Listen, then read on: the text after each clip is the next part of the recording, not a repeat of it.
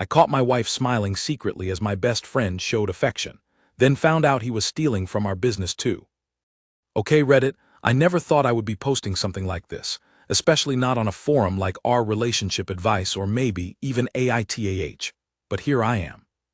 My life feels like it has imploded over the last few months, and I need some outside perspective, maybe just to vent, I do not know. Let us start with the basics. I am Brian, 32 male, and my wife, well, soon-to-be ex-wife I suppose, is Addison, 30 female. We have been married for 5 years, together for 8. We met in college, typical story, whirlwind romance, thought she was the one. We built a life together, bought a house in the suburbs, got a dog, the whole 9 yards. Everything seemed perfect, or so I thought. Then there is Terry, also 32 male. Terry has been my best friend since kindergarten. We grew up together, went through everything side by side. He was the best man at my wedding. He is practically family, or again, so I thought. Addison and I had what I considered a strong relationship. We communicated well, or at least I believed we did. We supported each other's careers, mine in finance and hers in marketing. We had shared hobbies, enjoyed traveling, and generally seemed happy. Sure, like any couple, we had occasional disagreements, but nothing major. No huge blow-ups, no lingering resentments that I was aware of. We were planning to start trying for kids next year. Looking back now, maybe I was wearing rose-tinted glasses. Maybe I chose to ignore subtle signs because I wanted the fairy tale to be real. Hindsight is a real pain, is not it? Terry was always around. He was single, kind of a charming guy, always flitting between relationships but never settling down. Addison got along great with him, which I always saw as a huge plus. It felt like my two favorite people genuinely liked each other. We would hang out as a trio often, barbecues, game nights, movie marathons. He was like a brother to me, and I assumed, a good friend to her. He even started a small tech consulting business with me about 2 years ago, something we had talked about since high school. It was finally taking off this past year, which was exciting but also added a layer of stress, long hours, and significant financial investment from both of us, though I put in the majority of the initial capital and sweat equity. The beginning of the end started about 6 months ago, back in late spring. It was my birthday and Addison threw me a surprise party at our house. It was great, lots of friends, family, good food, music, typical celebration stuff. But something felt off that night and it centered around Addison and Terry. I first noticed it when I was across the room talking to my cousin. I glanced over and saw Addison and Terry standing near the patio door, kind of secluded from the main crowd. He was leaning in close, whispering something in her ear. That alone was not necessarily weird, they were friends. But then I saw her reaction. She tilted her head back slightly, a soft, almost intimate smile spreading across her face, the kind of smile I thought was reserved for me. Her eyes were practically glowing. And then his hand. His hand was resting on her forearm, maybe slightly higher near her elbow. It lingered there just a fraction too long, a casual touch that suddenly felt anything but casual. My stomach clenched. It was a weird, unfamiliar feeling. Jealousy, suspicion. I shook it off almost immediately. Come on, Brian, I told myself. It is your birthday, you have had a couple of drinks, do not be that guy. That is Terry, your lifelong friend. That is Addison, your loving wife. They are just talking. I forced myself to look away, rejoin the conversation with my cousin, push the image out of my head. But it stuck there like a piece of grit in my eye. Later that evening I saw them talking again, this time by the drinks table. He said something, she laughed and playfully swatted his arm. Again, objectively innocent. But context is everything, right? After that first observation, every interaction between them seemed magnified, charged with a weird energy I had never noticed before. Was I imagining it? Was I becoming paranoid?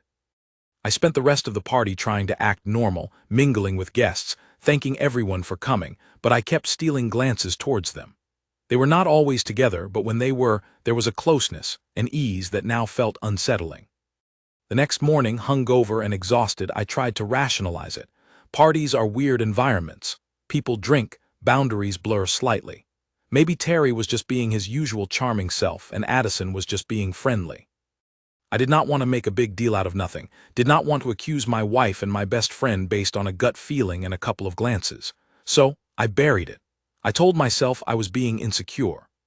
But the seed of doubt had been planted. Over the following weeks, I started noticing small things. Things I probably would have dismissed before the party, like how often they texted each other. Addison was usually quite open with her phone, leaving it lying around. But suddenly it seemed she was more protective of it. Quick swipes to close apps when I walked into the room, angling the screen away from me. Once, I saw a notification pop up with Terry's name, and she snatched the phone up immediately, her cheeks flushing slightly.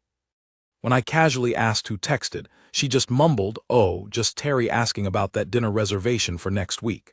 But we did not have dinner plans with Terry next week. It was a small lie, easily forgotten perhaps, but it registered. Then there were the inside jokes.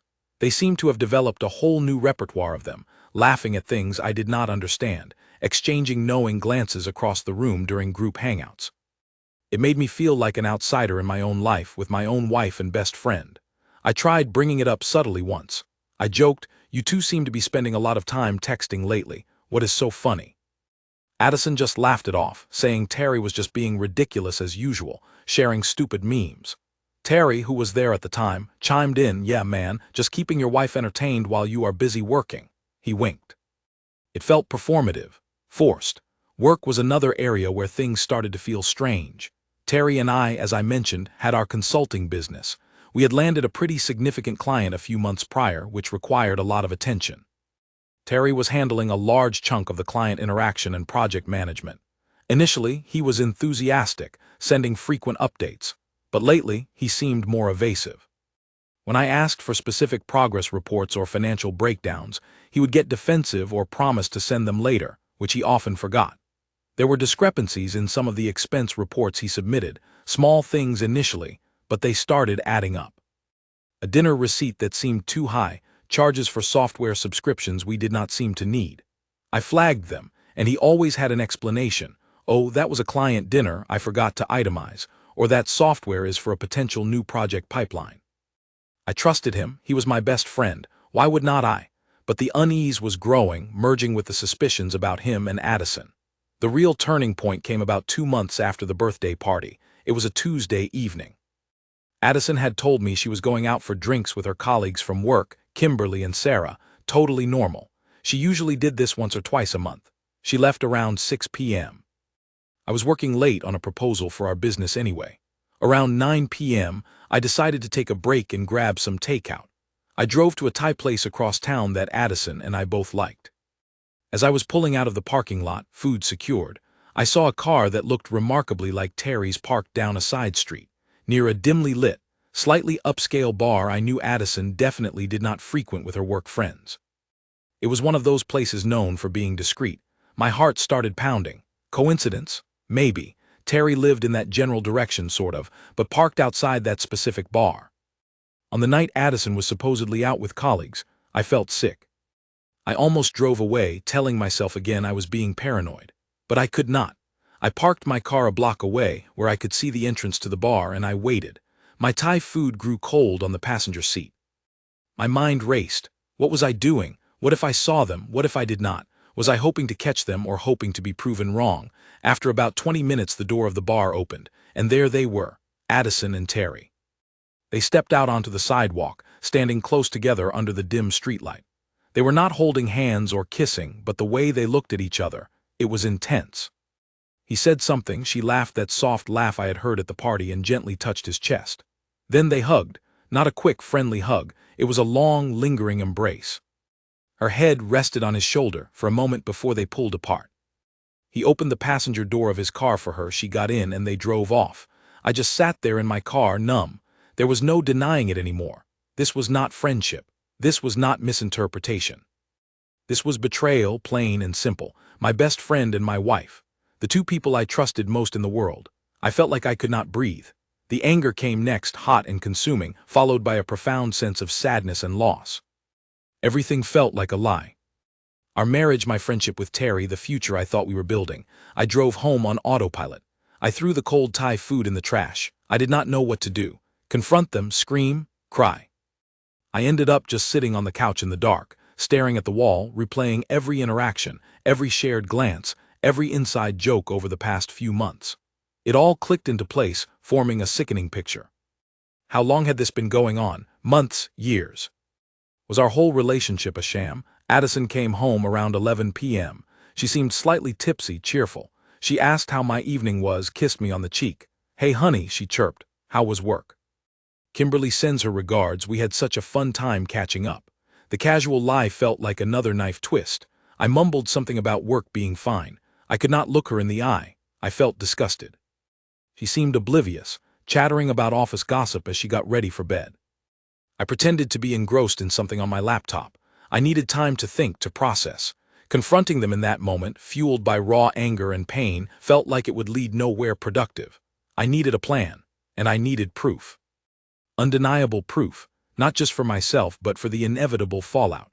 The next day, I felt like a ghost walking through my own life. I went to the office I shared with Terry. Seeing him acting normal, joking about spreadsheets and client calls was torture. Every word out of his mouth felt like a betrayal. I noticed how he avoided eye contact more than usual, how he quickly ended our conversations. The financial discrepancies I had previously brushed off now seemed glaringly suspicious. Was he just betraying me personally or professionally too? The thought made my blood run cold. Our business was built on trust, shared dreams, and a handshake agreement solidified by years of friendship, alongside the formal paperwork, of course. I decided to do some digging. I started with the small stuff. I discreetly checked our shared phone records online. Bingo!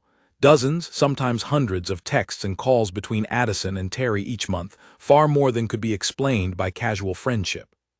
Calls late at night, texts during times Addison claimed to be busy with work or friends. Then I moved on to the business accounts. I hired a forensic accountant, telling Terry it was for tax optimization purposes ahead of a potential expansion. A believable excuse, given our recent growth. I needed an expert eye to look at the books without raising Terry's suspicions immediately. While the accountant worked, I focused on Addison. I needed more than phone logs. I recalled an old GoPro camera I had bought years ago for a vacation and barely used. I charged it up. One evening, when Addison said she was going to a late yoga class, a class I knew she had dropped weeks ago because she complained about the instructor, I felt that familiar sickening lurch in my stomach. I told her I was going to the gym myself. Before leaving, I hid the small camera on a bookshelf in our living room, angled towards the front door and the main seating area. It felt incredibly violating, creepy even, spying in my own home, but I felt I had no other choice. I needed to know the truth, the whole truth. I went to the gym, went through the motions of a workout, my mind elsewhere entirely. I came back about 2 hours later, deliberately timing it to be just before Addison was due back from her non-existent yoga class. The house was empty. I retrieved the camera, my hands shaking slightly. I plugged it into my laptop, took a deep breath, and hit play. The first hour or so was just footage of an empty living room. Then about 30 minutes after I had left, the front door opened. It was not Addison. It was Terry. He walked in like he owned the place, tossed his keys on the entry table. A few minutes later, Addison came downstairs. She was not wearing yoga clothes. She was wearing a nice dress, the one I loved on her. They did not waste any time. They embraced, a long, passionate kiss right there in our living room, my living room. The room where we hosted family dinners, watched movies, lived our life together. Seeing it on screen, so blatant, so undeniable, shattered the last vestiges of hope I might have clung to. They sat on the couch, talking, laughing, touching. He stroked her hair, she leaned into him. They looked comfortable, familiar, intimate. They talked about me. I heard snippets. Terry mentioned something about being careful, about not wanting me to suspect anything, especially with the big client project ongoing. Addison agreed, saying she felt guilty sometimes, but she trailed off, looking at him with adoration. It was sickening. They stayed for about 45 minutes before Terry left, glancing around nervously as he went out the door. Addison went upstairs, presumably to change into her yoga gear before I got home. I watched the footage multiple times, each viewing twisting the knife deeper. The betrayal was absolute. There was no ambiguity, no room for doubt. It was not just a flirtation or a momentary lapse in judgment. This was a full-blown affair, happening under my nose in my own home, involving the two people I trusted most. A few days later, the forensic accountant called me. His findings were grim. Terry had been systematically skimming money from the business for at least a year. Inflated invoices, fake expense reports, diverting client payments into a personal account I did not even know existed. It was not small amounts either. We were talking tens of thousands of dollars. He had been funding his lifestyle, and likely his affair with my wife, using the money I had invested, the profits from the business we were supposed to be building together. The professional betrayal was just as devastating as the personal one. My best friend, my business partner, was a thief and a liar. Armed with the video evidence and the accountant's report, I finally felt ready. The anger had cooled into a cold, hard resolve. They were not going to get away with this. They had destroyed my trust, my marriage, my friendship, and tried to ruin me financially. I was not going to let them walk away unscathed. I started consulting with a lawyer, a top divorce attorney known for being aggressive. I showed him the video, explained the situation with Terry and the business. He assured me we had a very strong case, especially given the prenuptial agreement Addison and I had signed. We had gotten one at my parents' insistence, given that my family had some wealth. It had a clear infidelity clause. Thank God for paranoid parents, right? My lawyer advised me to play it cool for a little longer, while we gathered all the necessary financial documents, and prepared the legal filings for both the divorce and the action against Terry regarding the business embezzlement. It was the hardest part, pretending everything was normal. Going home to Addison each night, making small talk, sleeping in the same bed knowing she was sneaking around with Terry, knowing she kissed him in our living room. Going to work with Terry, discussing client strategies, listening to his bullshit excuses about finances, knowing he was stealing from me, stabbing me in the back both personally and professionally. It took every ounce of self-control I had not to explode. I felt like I was living a double life, consumed by secrets and simmering rage. I started quietly moving my personal assets, securing my finances based on my lawyer's advice. I documented everything meticulously. Every suspicious text, every financial discrepancy, every lie Addison told me about her whereabouts. The GoPro footage and the accountant's report were the cornerstones, but the supporting evidence painted an undeniable picture of deceit. The plan was set. D-Day, as my lawyer grimly joked, was scheduled for the following week. I decided the confrontation needed to happen, but on my terms. No more secrets, no more pretending. I needed closure, and they needed to face the consequences of their actions. I knew Reddit would probably have a field day with this, suggesting all sorts of dramatic confrontation scenarios. But I wanted it handled legally and effectively, minimizing the drama while maximizing the impact. So here I am, Reddit, on the precipice. The legal papers are drawn up. The evidence is compiled.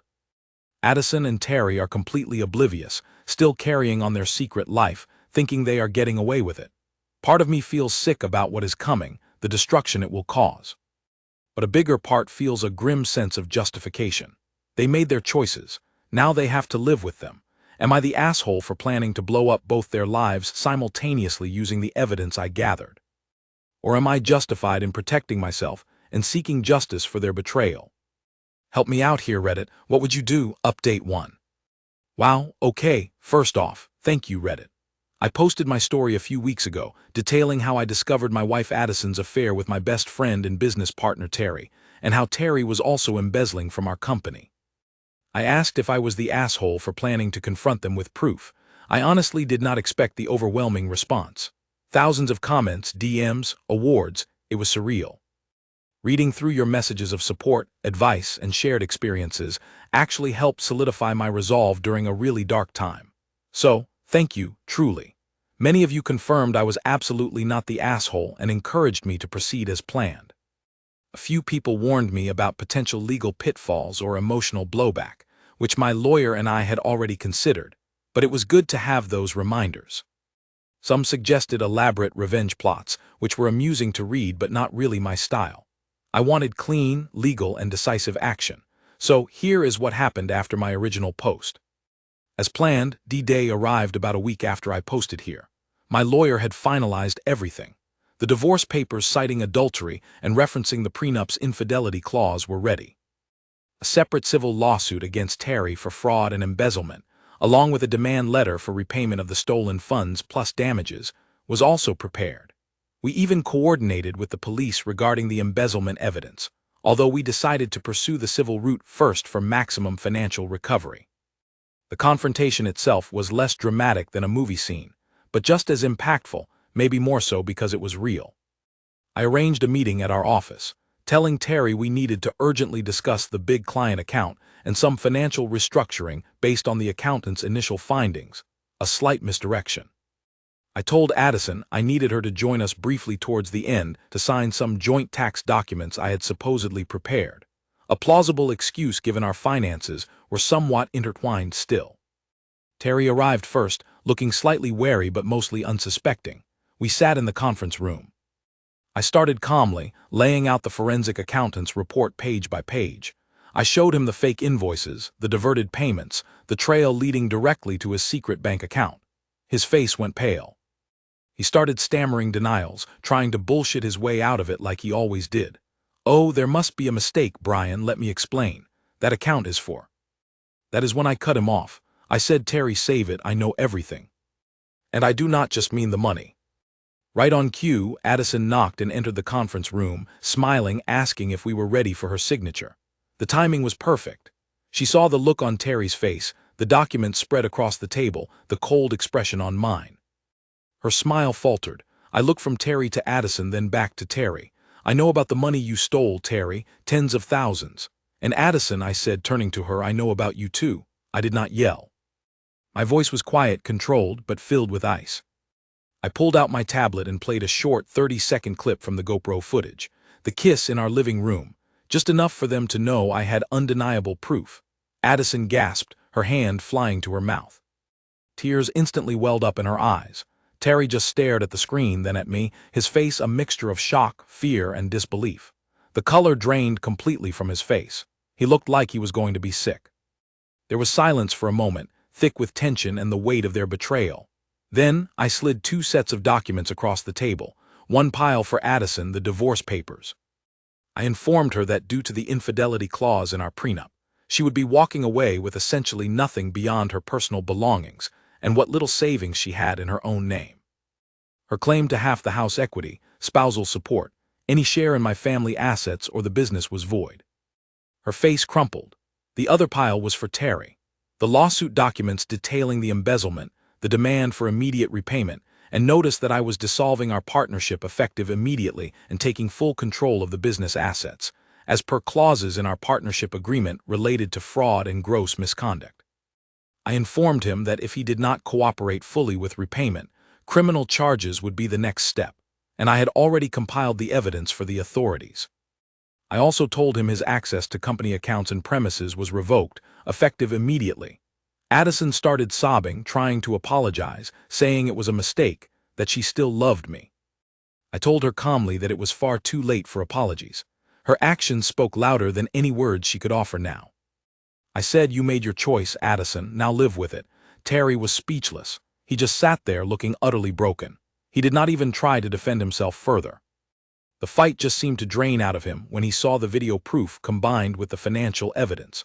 I did not stick around for the aftermath. I told them my lawyer would be in touch regarding the next steps and logistics. I stood up, collected my tablet, and walked out of the conference room, out of the office, and did not look back. It was one of the hardest things I have ever done, confronting them like that, seeing the people I once loved and trusted exposed and shattered. But it was also necessary.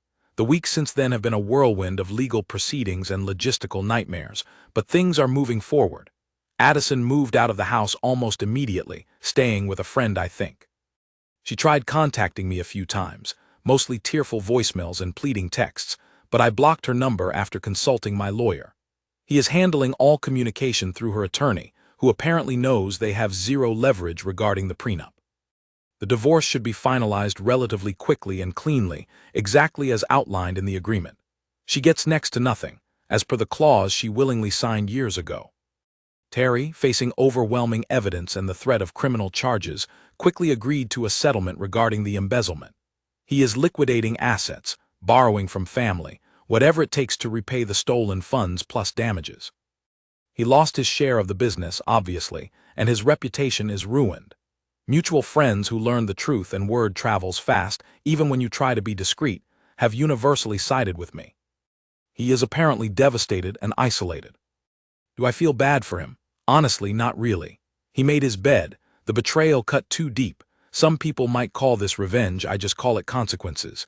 He wronged me personally and professionally in the worst ways possible. As for me, I'm still processing everything, obviously. Healing is not linear. Some days are okay, others are tough. I am focusing on therapy, rebuilding the business, which is actually doing better now that Terry is not secretly draining its resources, and leaning on my supportive family and true friends.